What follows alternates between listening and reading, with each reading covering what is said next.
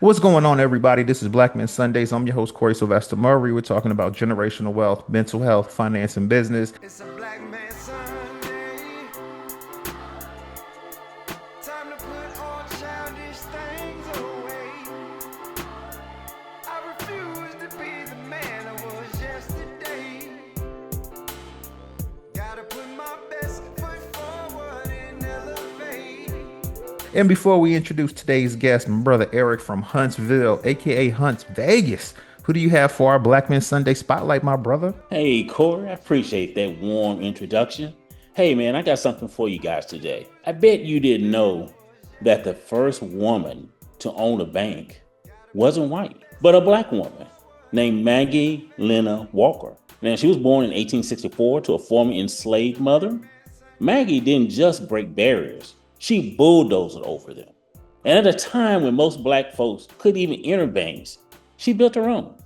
Now, in 1903, she founded the St. Luke Perry Penny Savings Bank, giving blacks the power to save, buy homes, and invest in their future when no one else would. Now, Maggie didn't just stop there.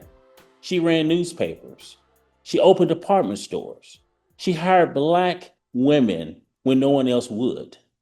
Now, through the Independent Order of the St. Luke, which is her bank, she taught financial literacy, empowerment, and self-reliance to thousands. Now, while Wall Street was locking us out, Maggie was teaching us how to build our own. But if you ask history teachers about her, you just watch the silence. They buried her legacy because it proves we have always been builders. We have always been bosses. That's my spotlight tonight, Miss Maggie Lanier Walker. Now back to you. Yeah, that's the spotlight. That's what I'm talking about right there, man. I'm Mhm. wondering where you get some of these spotlights from, man. Just research, just looking around and you'd be surprised. It's a lot of information about us, but with the current administration, they trying to bury everything. And you know why? They afraid of the truth, man. There's a lot of Mm. things that we have, and I'm gonna continue to find them and to cover them and to present it to you guys. And I always appreciate when you send those pictures because it's one thing, all the honeys want to see you anyway. But it's nice to see the photo of who you talking about. So I Right. appreciate that, my brother.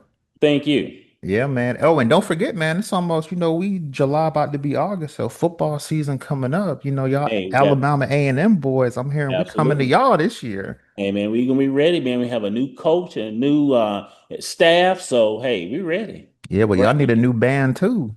Oh, we don't need a new band, man. Y'all band, well, we ain't gonna get into that. But our band is straight, man. Y'all didn't come to the battle of the bands. Where was FAMU at? Everybody else was there. Hey, man, the Hunt gonna be there this year. We gonna represent and show y'all how we do. We gonna be in Hunts Vegas.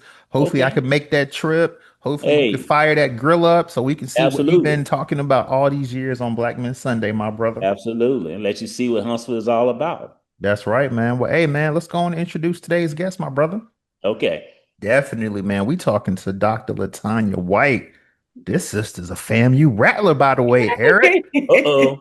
That's right. Uh-oh. Yep. And we know our show's about creating generational wealth. We're in season 7, episode 2. Don't be surprised. The show's called Black Men Sundays, but you seeing two sisters in a row. So let's run down this sister's credentials before we even talk to her real quick. This sister is the creator of Dynastic Wealth. She's an entrepreneurship educator.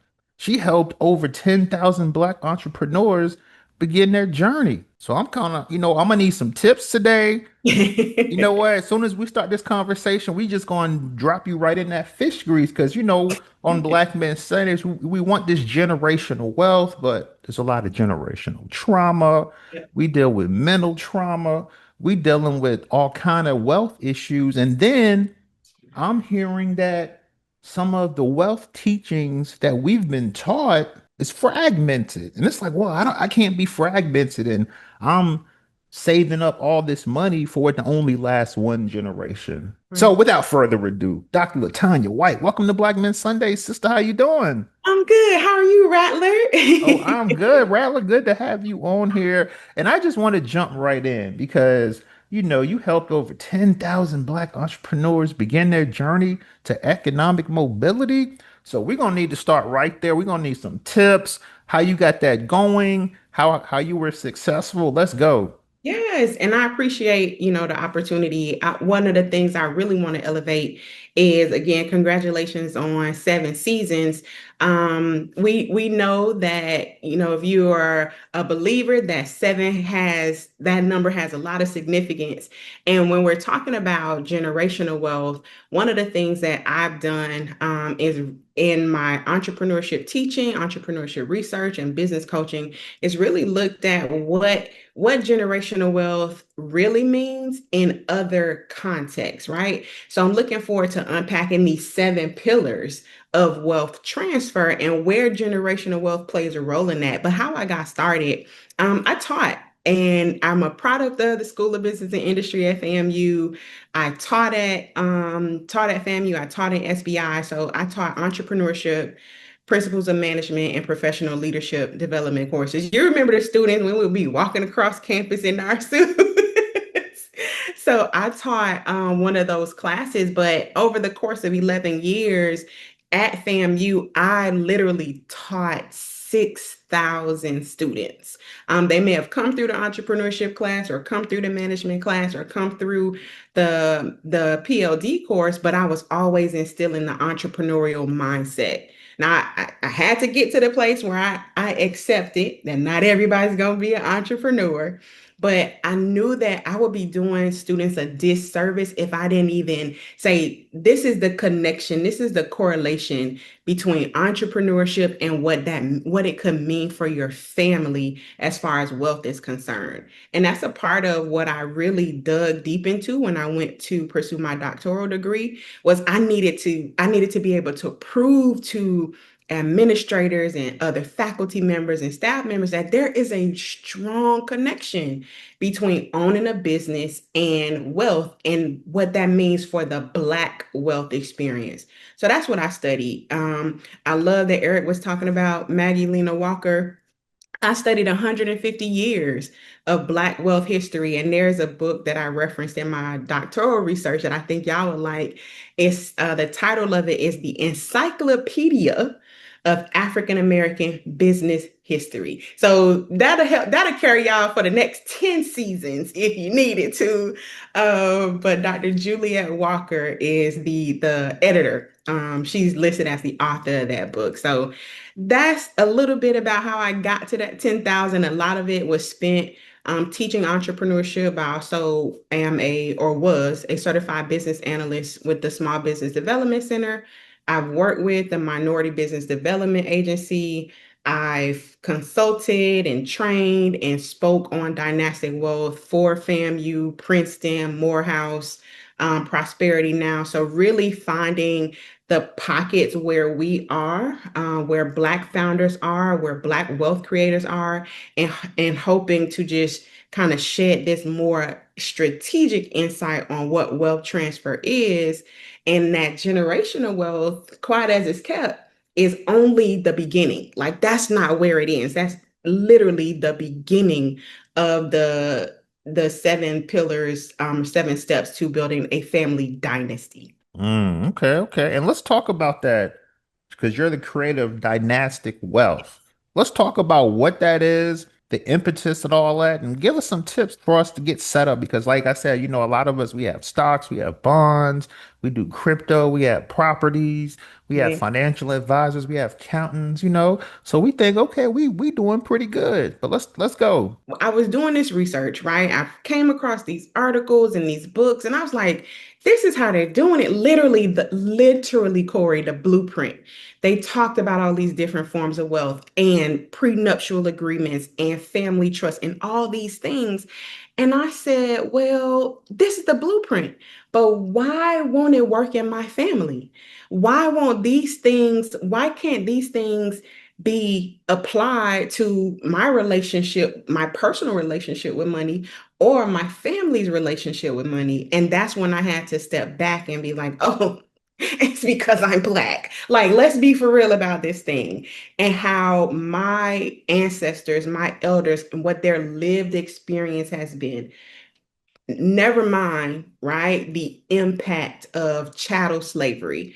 We can talk about the failure of the Freedmen's Bank and how that makes me nervous to walk into a bank, why that makes me mistrustful of financial services providers, even if they do look like me, because there were ancestors who had been newly freed from being enslaved, and 10 years later had a collective wealth of $3 million in 1865.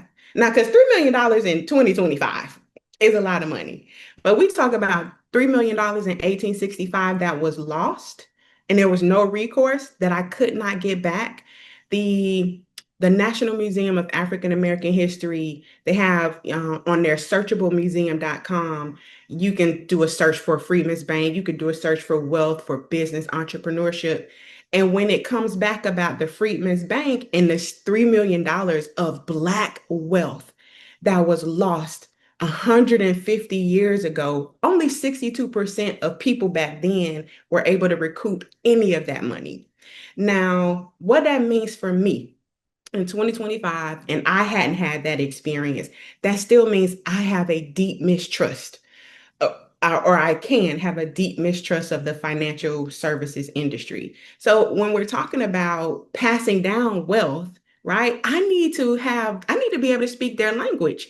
But if I have this trauma that's holding me back from engaging with those industries, how can I talk to my aunt or my daughter or my mom about what I want to leave in my will? Because I also need to reconcile with my own mortality, right? I also need to be prepared that I'm going to leave this earth at some point, but I want to make sure that my family's in a better position than that I leave them in a better position that they were in when I was here.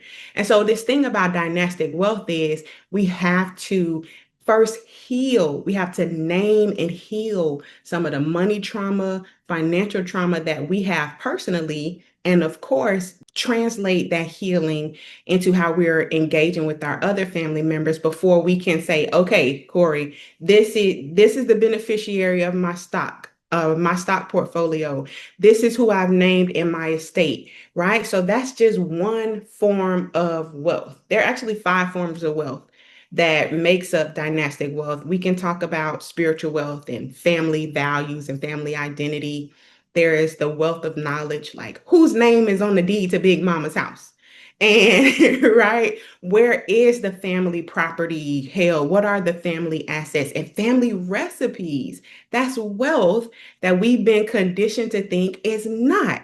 So I see you co-signing on that one. We gonna talk more about the food that built America and Kellogg's cereal and Heinz ketchup and, oh, dare I say, Jack Daniels, right? These are family recipes that have either been stolen from us or we've been told that they aren't valuable so someone else can capitalize on it. That's a part of what we do when I work with families to really kind of document what dynastic wealth will look like for their family.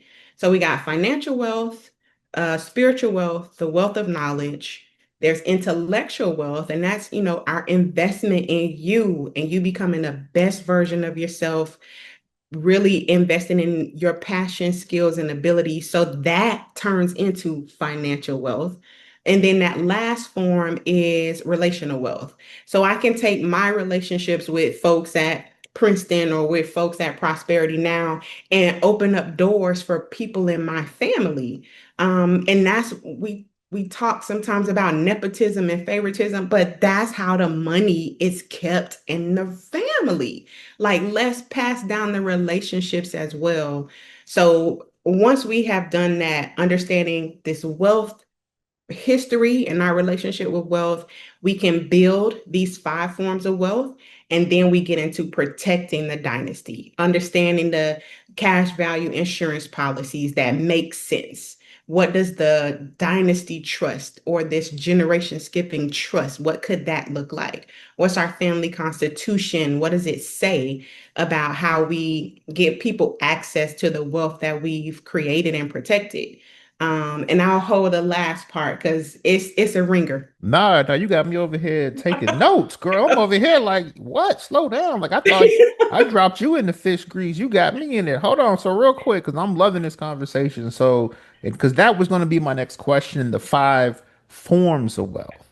Yep. So you said intellectual, financial, wisdom, relational. What was the other one? Spiritual, spiritual. Wow. Okay, we're gonna get into all of that. And wow. Okay, but let's go back to the dynastic wealth creation as Yes. far as because you said how you established it Mhm. and the reasons why it was set up. Mhm. But for people that are saying, okay, I need some tips. I Sure. need some steps. I have some money. I have a house. I have stocks. I have bonds. I have what my financial advisor, my accountant is telling me I need to make sure that my home is safe, my family is safe, that I can pass this on. So, what tips can you give us from a dynastic wealth perspective that can, for people that want to get started, like what tips can we take? I appreciate that question, especially having listened to the episode with Miss Davis, the wealth manager, and that family CEO mindset. One of the things about generational wealth is that we're usually thinking about Corey's household, Latanya's household. Dynastic wealth is really Latanya's household, her sister's household, her cousin's households, auntie and uncle them household, and getting everybody in alignment. Now, I am not going to sit here and BS you and say it's going to be easy because I just talked about the trauma, right? So, the first step in getting started, one of the things that I found, because I work with my family and really kind of orchestrated this thing, we've been doing this for 4 years, off and on for 4 years. And everybody got on the same page when we read this book called The Whiteness of Wealth by Dorothy A. Brown. She's a professor at Emory University. So as crazy as it sounds, the first step is to read this book called The Whiteness of Wealth. I actually have a quiz that may help, kind of start the conversations, but the real idea with dynastic wealth is it's not just your household. This is about the collective family identity because when we talk about the Rockefellers, we are not just talking about the people that live in one house. We're talking about the descendants of John D. Rockefeller and his wife, right? When we're talking about the Walton family or the Walmart family who just reached dynastic status 10 years ago, we're talking about the descendants of Sam Walton. So it's not just Latanya and Sparrow, that's my daughter's name. This Latanya as a part of the collective family. So dynastic wealth, that first step is okay, let's get this roadmap quiz. Let's see where we are, how many other family members have this inkling of wanting to get on the same page. And now maybe the two of us can let's read The Whiteness of Wealth. Let's get this knowledge for ourselves, and then it can start to impact how we engage with the family. And that's one of the things that I help to orchestrate is who do you already have buy-in from in the family, because those can be like your stakes in the ground. You're gonna need more than one generation involved, right? And to the extent that you can get someone from each generation to say I support it, we should be doing it, then that can help to keep the esteem, right? Because it's emotionally exhausting to try to carry a family into this place of being aligned and being on the same page about money and wealth. Wow, that's great information. Yeah, because my next question for you, and I'll get to the quiz in a second, but Yeah. for brothers listening, they're like, we got to be real. We're not about to sit down the whole, unless it's Thanksgiving or Christmas and they know the Right. checks is coming. We're not about to sit down as a full family. Somebody ain't gonna be able to make it. Somebody's not gonna be available for the Zoom. How can we successfully start this conversation when you have different generations in the room? You have the millennials in the room. You have the Generation Xers in the room. You have the Baby I boomers. mean, come on. Yeah, and so they looking at, the baby boomers looking at the millennials like, y'all don't know nothing. All y'all went through was the pandemic and y'all barely went through that. y'all ain't know how to stay at the house. Like we could have did that. But I'm just saying though, from that point of view, from a simplistic perspective, then you want to have a conversation about the complexities of income and the transferring of wealth because I feel like the problem that I have with the black community, it's hard enough for us to find out what pre-existing health conditions we have in our immediate family. So how are we gonna have a conversation on the financial level and we can't even get the health right? And then because the only time I feel like we get the health right is when you get sick and then they're gonna pull you aside and say your cousin or so and so had what you had, do X, Y, and Z, and you be all right. But why you couldn't tell me that when I had the perfect health? So how are we gonna take it from that perspective now? We talking about sharing money when, I mean, on a simplistic level, Thanksgiving comes up. Oh, I gotta lose 50 pounds. I can't have grandma cracking on me the whole time, calling me chubby and all that. So the last thing I want to do is share that I may have had a financial loss. I may have had a financial issue, but I don't want to be clown, quote Yeah. unquote, in the family. And I know I'm hitting you with like the double questions, but I mean, you No, went to you good. FAMU. You You went to good. FAMU, so you understand how to answer compound questions. And then on the back end of that conversation, how do we get the family to believe in us and say, okay, because we talked about the family CEO, we struggling to figure out who that person is outside of well, you make the most money, Yeah. you have the best degree, you have the PhD, so we just gonna put it in your hands. But then you may have a cousin that says, well, I'm working on my PhD. I might want to be that person. So let's go. Exactly. I mean, and that's all, I mean, really, really great questions. The first part about, we usually only get together at Thanksgiving. I hate to say this, but we get together at Thanksgiving, we get together at holidays and funerals. What we don't want to continue to do is only see each other when someone is transitioning. Because by then, I remember when my great grandmother passed away, nobody knew you know how you were like co-signing on the family recipes. Nobody has the biscuit recipe. Like as crazy as it sounds, nobody has the recipe. But how many of us were in these group chats, right? You be dropping in there what you bet on when you were doing the betting on the app. So why we can't drop in there? Well, I was just talking to this sister from FAMU and she was saying this, that, and the third. We could drop those kinds of things in the group chat as well. We can also be dropping these kinds of, just like we'll share Instagram memes with each other, send those back and forth on Instagram or X threads. We can start sharing things that have been validated, right? Because it's a lot of people in these internet streets, but we can also be sharing that kind of information with each other. Now, we also have to give grace. You're going to have to hold space for not everybody is going to be at the same place where you are on the journey, right? Because you at this point, you're Paul on the road to Damascus, but somebody else is still Peter. Who gonna be betraying somebody 3 times before the rooster you know what I'm saying? Like just honoring everybody's place and where they are in different spaces on the journey. So holding that kind of grace for someone. I hope that answers the first question is really leveraging where we are already connected. We're already connected in a group chat. We're already connected on Instagram or social media, sharing memes and things of that nature. And then the second part of it, especially with learning about your own health history in the middle of a health crisis. And to your question, why didn't somebody tell me that? Because of our trauma.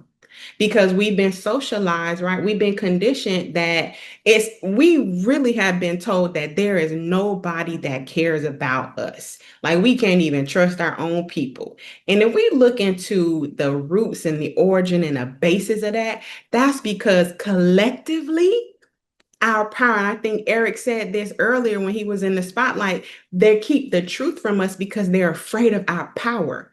And if we continue to buy into those mistruths, those lies about, you know, we all crabs in a barrel, this, that, then we'll never get to this place where we are literally collectively using our power. And that happens and that begins in the family. The easiest way to destroy something is to tear apart the foundation. We know this, right? So we tear apart the foundation of a family. Surely the community is going to fall apart. Surely the universities are going to fall apart. The financial institutions are going to fall apart. And so, as leaders of the household, as leaders of the family, at some point it has to get to where I'm standing in the gap for my family, for my ancestors, and for my heirs. And whatever it takes to fill this gap with what power I have on this earth right now, I'm going to do it. And I know the resources to get to it. I know the experts to get to it. I know the books to start doing that. Okay. All right. Hey, I'm gonna let the fellas jump in. All right, fellas, you know what it is. Black Men Sunday. Say your name, your state, city you representing.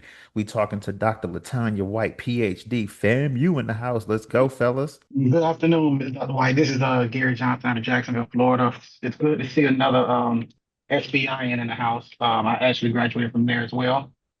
So yeah, so you mentioned earlier about the book. I think that you put a lot of emphasis and a lot of great information on basically just having family come together. I know that a lot of times they get a lot of us together and really talk about financial financial parts that we need to basically get done to grow as a family as a whole. You mentioned that book. It is called. You said it's called Whiteness of Wealth. Yep. Is that Yep. called? Okay. So yeah. So I definitely want to pick that up and read about it. But I guess I just want to get a little bit more information on what type of tips that you can kind of give me as far as how to further approach that because I actually deal with that myself with my family. We don't really get together like you said. It's always some type of either big event or some type of a holiday or something like that. So most of the time, it's a struggle to get us together. So, I guess do you have any tips on what could be done to kind of basically broaden that and improve that? That's a great question. I appreciate that. One thing I want to make sure to start my answer with, Gary, is while you might be the catalyst, you should not be doing it all by yourself. And so what the answer to your question is, okay, do a scan of the family, right? Who's the one that's always in your face taking pictures? Who's the one that's always doing on they're always on their phone, or who's the bookworm in the family. So once you start to really identify what people's natural skills are, for lack of a better term, or the things that they gravitate towards, lean into that. So one of my aunts, we're always like, not another picture, auntie, right? But then we go back when my grandmother passed, we were like, I don't even remember taking that picture. So now that person becomes, say, the family historian. You have the bookworm in the family. You might say, hey, read this book, or have you ever read this book? And maybe the two of you are reading it together and you are able to start the conversation with the broader family in parallel with the bookworm. So really look at what's the skill set, what's the interest or the abilities of members of the rest of the members of the family, and then pull them in based on what they've already shown themselves to like to do. Because one of the things that I learned when I was introducing my family to the whiteness of wealth, I was always talking about wealth from an entrepreneur perspective, right? But I was the only entrepreneur in the family. So nobody else felt like they could relate to what I was talking about. It wasn't until I read The Whiteness of Wealth, I read it on my own. Sorry about that. I read it on my own. And what I recognized was there's all these other pillars of wealth: home ownership, higher education, elementary education, retirement, employment. And then I saw that there was all of those pillars were represented by different members of my family. I had one aunt and uncle who were sending their child off to college. I had a cousin and his wife who were purchasing their home. My mom had just retired. So what I was able to then do is say, this particular chapter, I think you would really find value in that. But I had to allow everyone's interest to be a part of it instead of me just pushing the entrepreneurship side to it. So the way that I find that to work now when I'm working with families is the catalyst, like the person that's the point of contact. I need to work with you to help you identify, okay, they're always taking pictures. Let's pull them in on the family historian aspect of it. So really thinking about where are other people's natural talents that connect to this family gathering or getting the family on the same page. Sounds good. Well, thank you so much. I appreciate it. For sure, for sure. When I was looking at your bio, I said, "What is this wealth roadmap quiz? What is that?" So let's talk about that. Yes. So, a question I get all the time is, where do I even start? Because a lot of people, we feel like we don't have anything. We don't have no money. We don't have no wealth. And what I need to talk to an estate planner about, at any point down the line. So, the wealth roadmap quiz is really to help first pinpoint that, Corey, this job is not for you to do by yourself.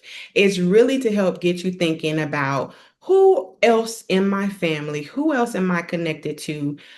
Because the other part of dynastic wealth is it doesn't always have to be your blood relatives, right? Maybe you don't even have kids, maybe you don't want kids, but there is still a legacy that you're building that hopefully you want to impact someone else down the line. So the wealth roadmap quiz is really like, okay, where am I on the journey to not just building wealth, but protecting wealth? And who can I lean on? What circle can I build to help me do this work on that particular journey? There's a lot of emotional, I think Gary kind of got to it with his question. There's a lot of emotional labor involved with getting people on the same page about money and wealth and doing that under, right, having this financial trauma and this money trauma. So the wealth roadmap quiz really kind of points you into these different ways of how to navigate that. What should you be thinking about? And then what are some resources that may be valuable to you on the journey? Got you. And for people listening, let's say I want to take this wealth roadmap quiz. Where can we access that? It is dynasticwealth.online/roadmap quiz. Okay. That's the easiest place to find it. So, first question, what do your current family wealth conversations look like? Are you A, never talking about money? B, you started talking about it, but it still feels uncomfortable? Or C, you have regular conversations and you have shared financial goals? Wow. Okay. Let me get one more. Wow. That's no, but I'm saying that's heavy though, because Yes. from what I asked you with that compound question, like that's like difficult. I mean, we talking about fronting for the family picnic and all that. And we we trying to open the bank account. It's like, whoa, that's a whole nother degree, but I get it. That's a You know what good I'm one. saying? And I'm glad we're having this conversation because I mean we in season 7. Yeah. This is the real conversation. So let's go over Yeah. like one or two more. The next one, and that's such a good point because the next question asks, what stage are you in personally? Right? Because you still have your work to do. You got your healing to do, right? And then you also have your learning to do. So are you just started? Have you just started building wealth? Have you been working on it individually and now you're ready to involve your family? Or are you the financial go-to person and now you just need like some structure to help really kind of lead the family? So again, the roadmap quiz is to help get you thinking about, dang, where are we, right? How ready are we as a family? Are we just testing on the one? We just scrolling on the internet. Do you need, you're open and need more structure, or are you ready for deep guided transformation? I think that's the thing, right? Dynastic wealth, and this really is me leaning on having been in the classroom for 11 years. I taught millennials and Gen Z. Now, Gen Z ran me out the classroom. I'm gonna have to be honest about that. They ran me out the classroom.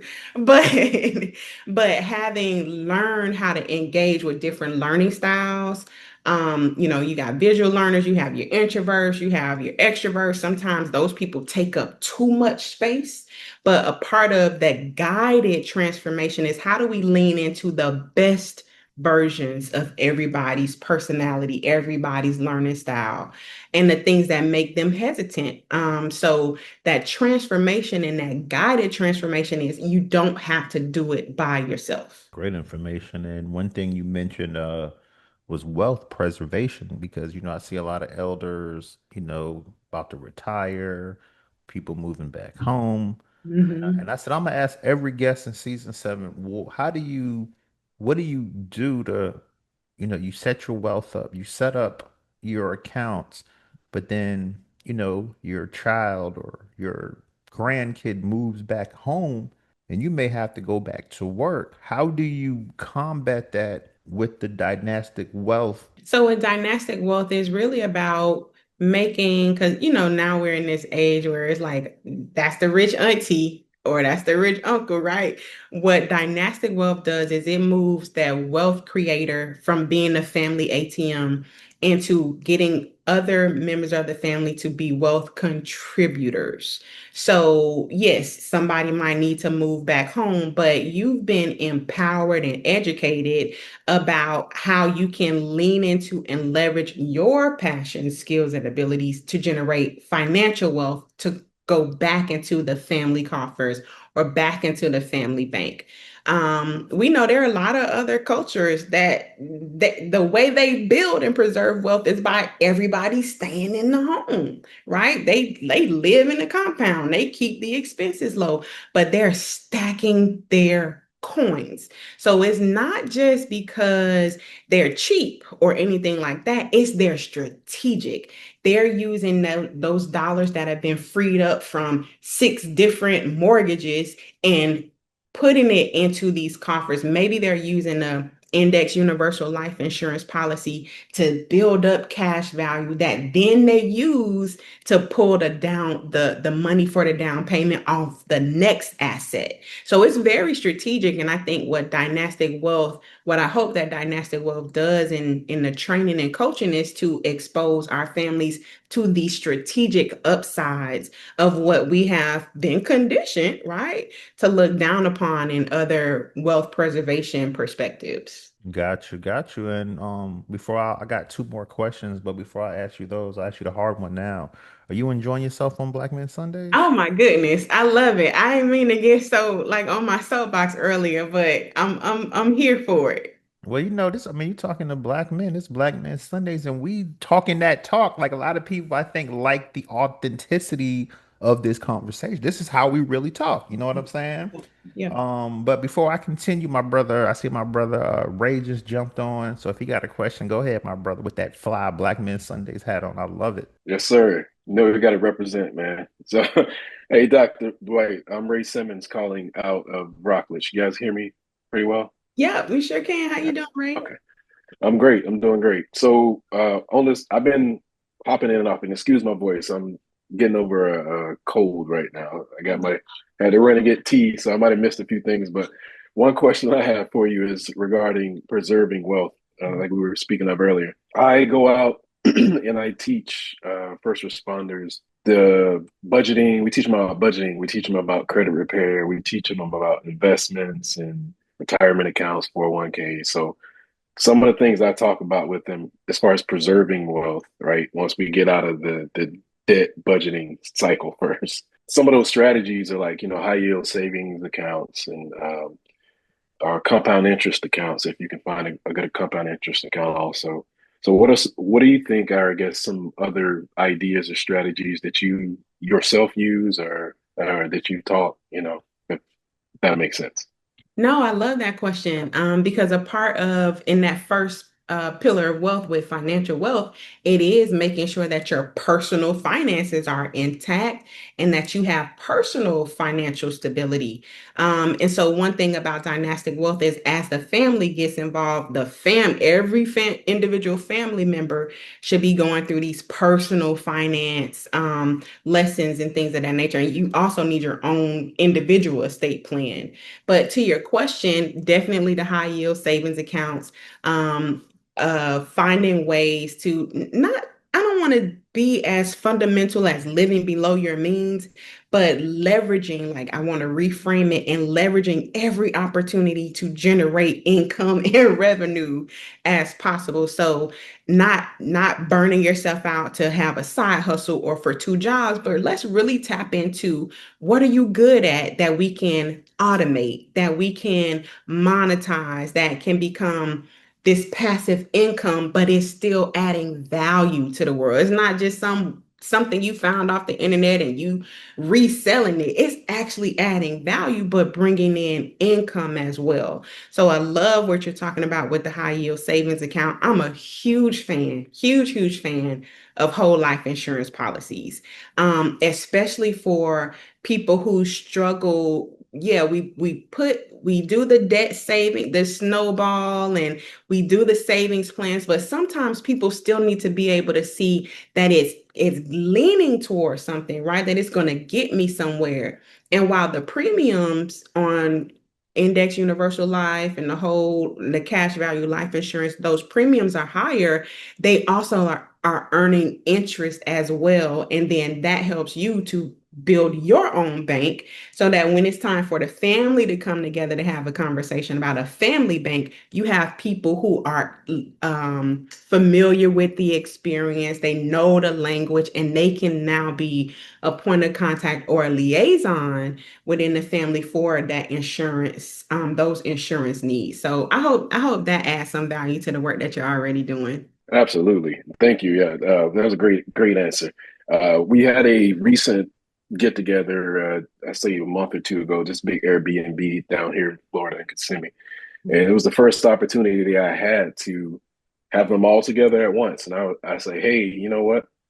We usually don't talk about this. I know it's a taboo point in some households, but we need to all come up with some type of financial group chat. We're all in a family group chat anyway. So why See? can't we, right? Why can't we incorporate financial literacy in that? And I'm that person in the family, as of right now, and it's just and listening to you throughout this entire episode, you have given some good strategies and ideas on how to approach that conversation, right? Because so you have some of those family members that, well, I need to see it work first before, Right. you know what I'm saying? Right. So you got those. So but I guess the hardest part, like I was saying, is uh, taking that first step or that approach on how you want to begin that conversation. So I just appreciate you coming on the show again and giving us some of those gems to help us transition into this, new Absolutely. aspect of financial literacy. Absolutely. I love it. And if I could share one more thing that was a recent reminder of like how difficult, like a personal reminder of how difficult this work can be to be like the go-to person. Um, I have, and not everybody wants to be a part of it, right? And it's different from, well, I'm gonna watch you do it, and then maybe like you got people that's flat out like, I'm good, like, nah, I'm good, right? And so I had to reconcile with that because we are here trying, when we think about everything that's happening around us, we need to be doing some different things from what we have been doing, but still not everybody wants to be a part of it. So one of the things that literally it came to me like I'm just going to have to talk to the individual households.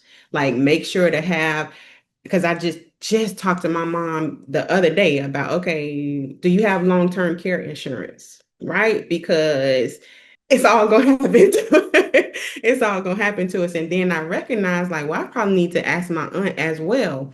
And then I need to ask my other aunt and then have a conversation with her kids so that when we do all come together, there is some point of reference where we know that everybody's covered, or we need to be prepared to have a conversation on how to make sure somebody's covered so that we don't get blindsided when something happens. All right. Thank you again. Before I let you go, Dr. Latanya White, Mhm. I want to talk about these five forms of wealth Yes. because I feel like on our show we talked about ways of achieving wealth. We've talked about ways of getting professional help to achieve wealth. But I mean, like you told me, the five forms of wealth is spiritual, intellectual, financial wisdom, and relational Yeah. wealth.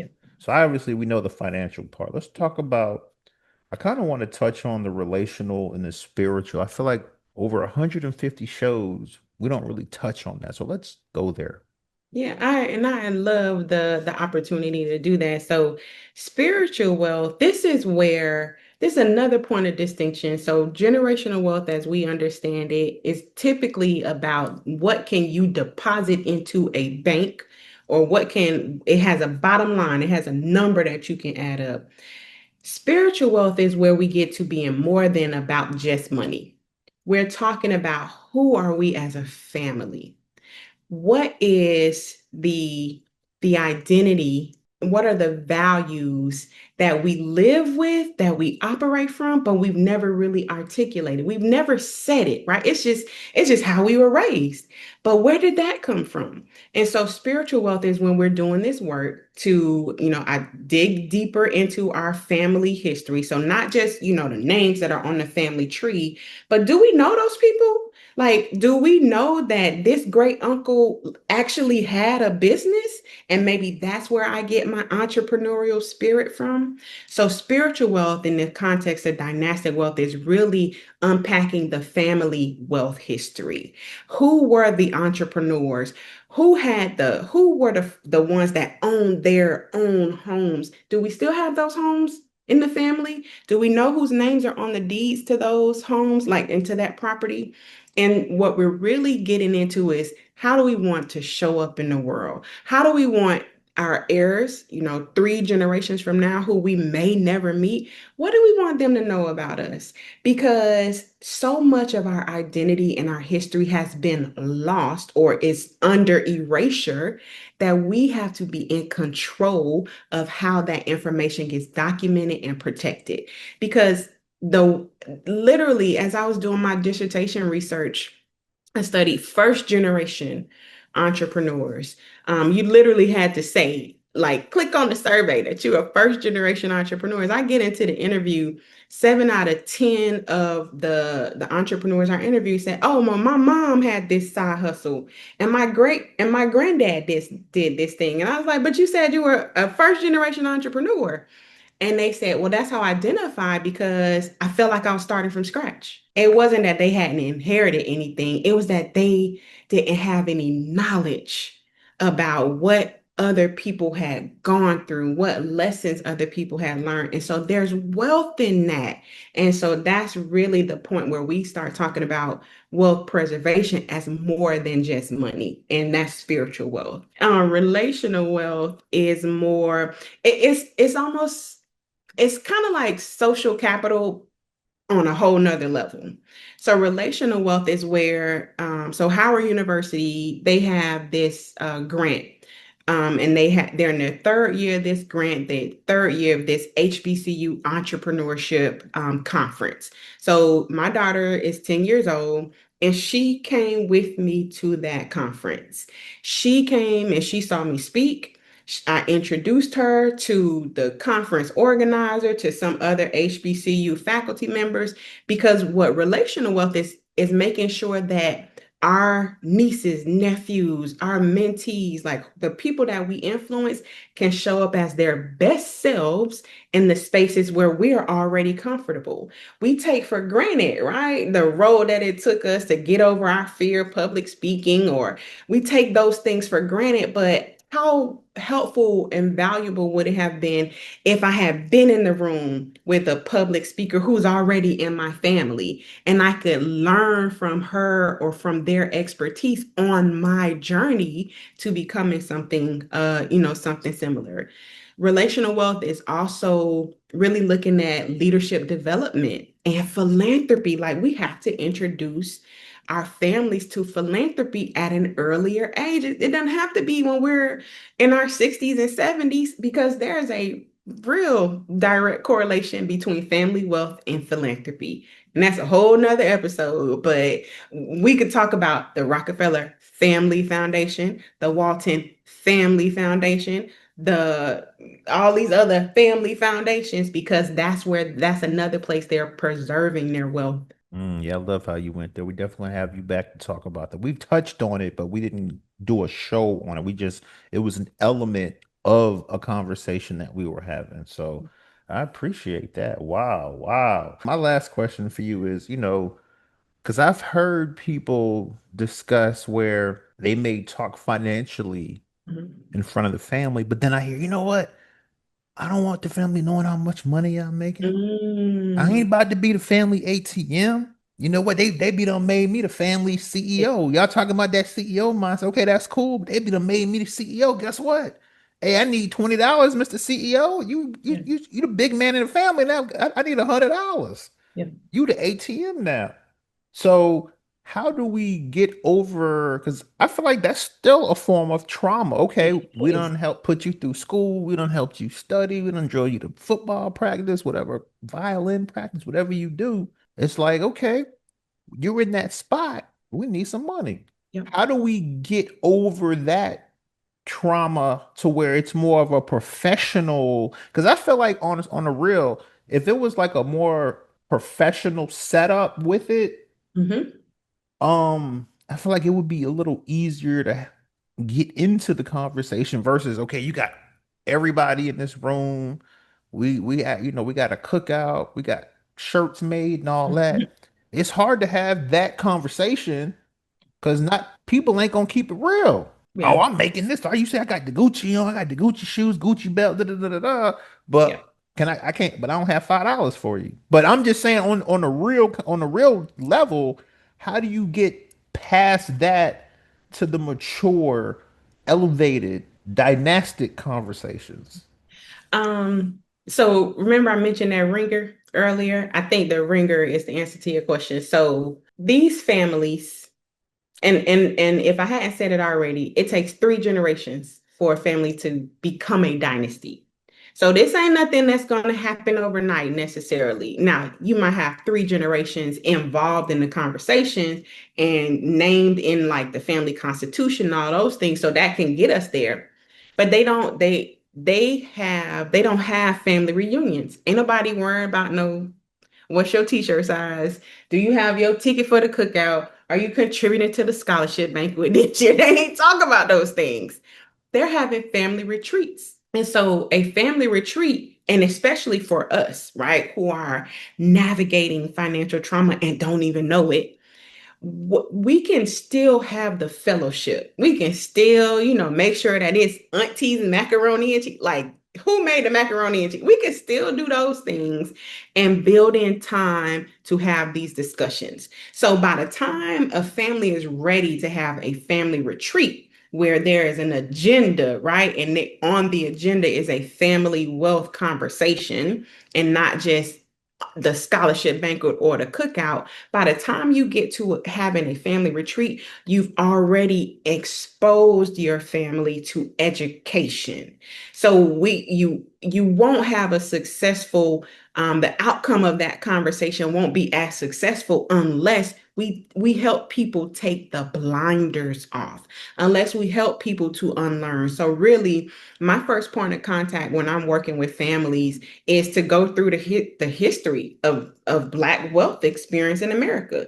Because you need to know that somebody down the line lost their money to the United States financial services industry. And that's why you feel some type of way when it's time for you to walk into a bank. You need to know that the American government wrote the book on redlining, and that's why you had to take out student loans because there was no wealth in your family, right? Because your grandfather didn't get his World War II GI Bill. You have to know those things because you need to also understand why you have so much mistrust with each other.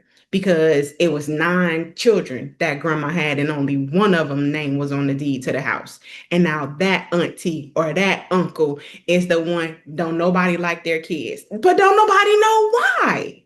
So we have to have those conversations. We have to have that education before we can get to the place where, okay, this is something that we might need to consider to preserve our family wealth. And those conversations happen at the family retreat. Wow. And what about I touched on it, the jealousy point of view of, okay, well, you know what, you Yeah. appointed him and her the CEO, but I'm on that person's level too. Why not me? And that's where, so a part of the work that I do is financial therapy. So this is where we take these therapeutic models for healing, for reconciliation, and you apply them to your relationships with money. So between financial therapy and family mediation, because as sometimes we do need Iyanla to come up and through this thing and help to navigate these conversations, so that that point of jealousy is what's happening. What's your own lived experience? How are you walking through life? Because we think about, a lot of times people are reacting, not they you aren't reacting to me. You're reacting to something that I showed you about you. I just happen to be who you're taking it out on. So this is where the family mediation and the financial therapy takes place, but also making sure that you even know, maybe I didn't even know you would want to be in that role, but did I ask? Right. So there's a two-way responsibility there. And that's where, when we're talking about the wealth of knowledge and capturing the passion, skills, and abilities of different family members, that will come out in those kinds of conversations. Dr. Latanya White, Thank you. fam, you came on Black Men Sundays, tore it down. We're Thank gonna you. have you back on the show if you're willing. I'm willing. I'll be ready when you're ready. Like, we could even record something homecoming, because I know I'm gonna see you. So I appreciate you. I appreciate your time. Thanks for coming on Black Men Sundays, Dr. Latanya White. Thank you. I appreciate y'all so much. It's a black man Sunday. Time to put all childish things away.